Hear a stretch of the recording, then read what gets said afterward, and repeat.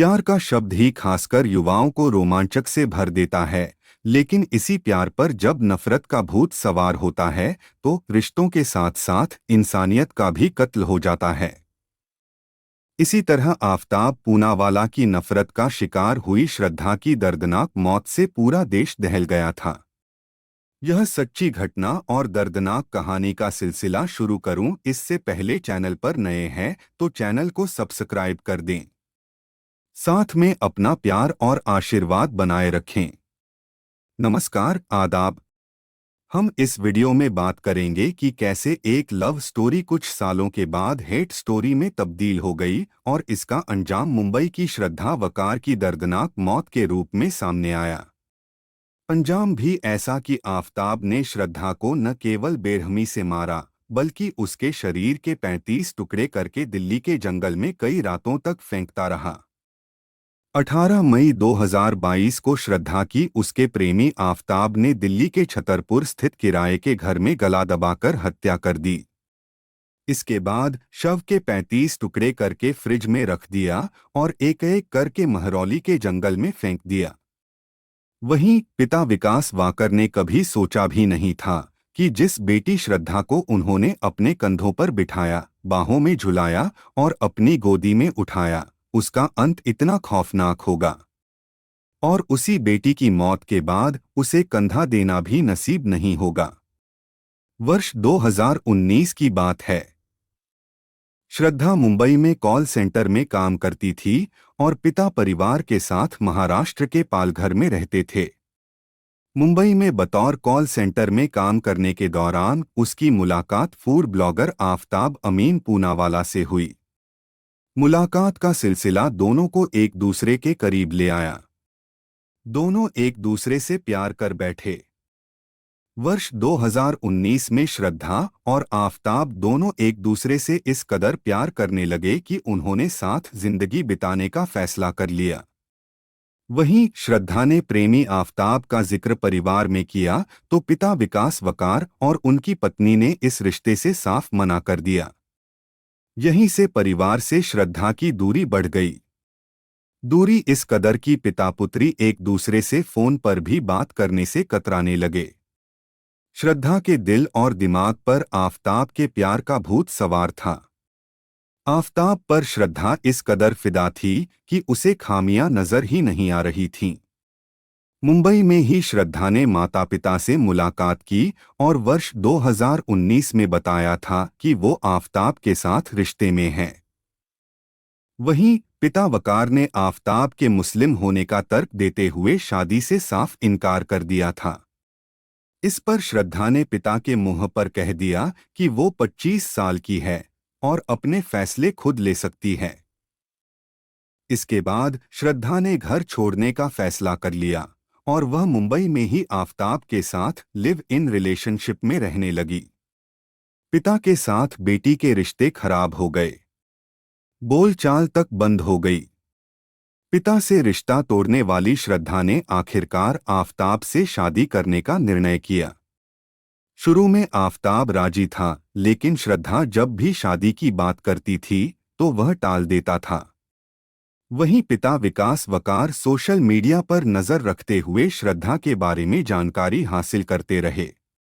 दरअसल पिता बेटी श्रद्धा का भला चाहते थे और वह चाहते थे कि श्रद्धा जहां भी रहे और जिसके साथ रहे हमेशा खुश रहे। आफताब और श्रद्धा पहले मुंबई के नया गांव और बाद में वसई में रहने लगे थे। वहीं श्रद्धा की मां की मौत हुई तो 2020 में वह पिता विकास वकार से मिली। इस दौरान उसने बताया था कि आफताब ने उसकी पिटाई की है। इस पर पिता ने बेटी श्रद्धा को घर रुकने को कहा था। श्रद्धा के पिता का कहना है कि अपनी हरकत के लिए आफताब ने श्रद्धा से माफी मांगी और फिर दोनों साथ रहने लगे। मिली जानकारी के मुताबिक आफताब स्वभाव से ही गुस्सैल था। पिता और पुत्री के बीच की दूरी भी आफताब की वजह से बढ़ी। इस बीच श्रद्धा और आफताब मई 2022 में मुंबई से दिल्ली शिफ्ट हो गए और फिर पिता ने भी बेटी से बातचीत बंद कर दी। दोनों ही परिवार श्रद्धा और आफताब की शादी के लिए राजी नहीं थे। ऐसे में कभी कभार आफताब इसके लिए श्रद्धा के परिवार के लोगों को भी दोष देता था। श्रद्धा ने आफताब के साथ दिल्ली शिफ्ट होने की बात अपने क्लासमेट लक्ष्मण को बताई थी। श्रद्धा के पिता लक्ष्मण के संपर्क में थे, इसलिए बेटी के बारे में जानकारी मिल जाती थी। इसके अलावा श्रद्धा सोशल मीडिया पर भी सक्रिय रहती थी, जिससे उसके बारे में जानकारी मिलती रहती थी। पिता लगातार बेटी श्रद्धा के बारे में जानकारी अथवा अपडेट सोशल मीडिया से ही लेते थे। पिता विकास वकार और श्रद्धा के बीच हर तरह से दूरी बढ़ गई थी। दोनों के बीच फोन पर भी बातचीत बंद थी। इस बीच 18 मई 2022 को दिल्ली के महरौली इलाके के छतरपुर में आफताब ने श्रद्धा का कत्ल कर दिया। हैरत की बात यह है कि कत्ल करने के बाद चालाकी दिखाते हुए आफताब ने सोशल मीडिया पर ऐसा दिखावा किया कि वह श्रद्धा के साथ है और बेहद खुश है। ऐसे में शक होने की कोई गुंजाइश ही नहीं थी। उधर बेटी श्रद्धा की हत्या से अनजान पिता विकास वकार सोशल मीडिया पर नजर बनाए हुए थे, जहां पर खुद आफताब इस तरह जाहिर करता था कि श्रद्धा उसके साथ है। इस बीच सितंबर में अचानक ही श्रद्धा ने फोन उठाना बंद कर दिया। इससे परेशान पिता वकार ने बार बार बात करने की कोशिश की, लेकिन संपर्क नहीं हो पाया। सितंबर महीने में श्रद्धा की एक सहेली ने पिता विकास वकार को बताया कि पिछले 2.5 महीने से श्रद्धा से उसका कोई संपर्क नहीं है। सहेली ने ही पिता को जानकारी दी कि श्रद्धा का मोबाइल फोन नंबर भी काफी समय से बंद है। इस पर उसके परिवार ने उसके सोशल मीडिया अकाउंट्स को भी चेक किया और इस दौरान कोई जानकारी नहीं मिल सकी।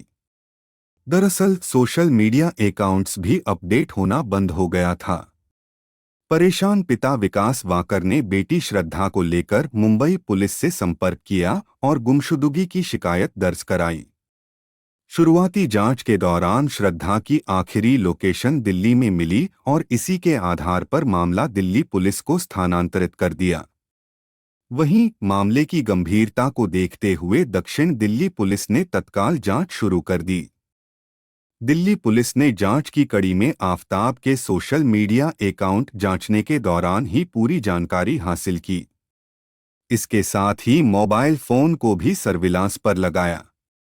शक होने पर दिल्ली पुलिस ने छतरपुर पहाड़ी इलाके में किराए के मकान में रह रहे आफताब का पता लगाया और उसे गिरफ्तार कर लिया। श्रद्धा के पिता ने पुलिस को अपनी बेटी और आफताब के साथ संबंधों के बारे में बताया था।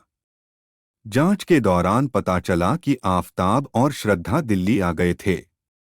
हिरासत में लेने के दौरान आफताब से सख्ती से पूछताछ की तो उसने अपना गुनाह कबूल कर लिया। आफताब ने पुलिस पूछताछ में यह भी बताया कि 18 मई को हत्या के बाद उसने श्रद्धा के शरीर के कई टुकड़े किए।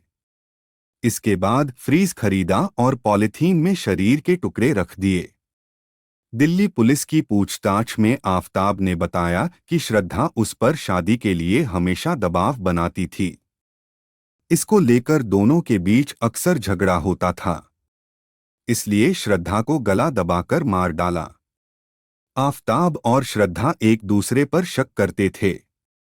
दोनों को एक दूसरे पर धोखा देने और झूठ बोलने का शक था। जांच में यह भी सामने आया है कि एक दूसरे को वीडियो कॉल के दौरान जीपीएस लोकेशन और अपने आसपास की तस्वीरें मांगते थे। इस मामले में पुलिस अभी तक जांच कर रही है। अफसोस की बात यह है कि कातिल अभी तक जिंदा है। दोस्तों, इस वीडियो का उद्देश्य सिर्फ लोगों को जागरूक करना है। हमारा मकसद किसी को आहत करना या दिल दुखाना नहीं है। आज के वीडियो में बस इतना ही। अगर आपको यह वीडियो अच्छा लगा हो तो लाइक करें, शेयर करें और हमारे चैनल को सब्सक्राइब करें। हम अगले वीडियो में फिर मिलेंगे। धन्यवाद।